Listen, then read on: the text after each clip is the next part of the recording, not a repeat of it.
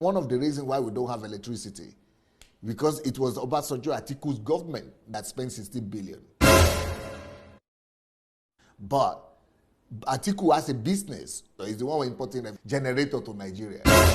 And that business is what is not allowing Nigeria to have electricity today. And you want to put him as president? Me, I know crazy. Oh, I wanted to say you crazy. If he was vice president and we have spent 16 billion on electricity and there is no, and his own business is prospering, and you want me to go and now put him as president? Now from the smell of mess, we will know how shit they test.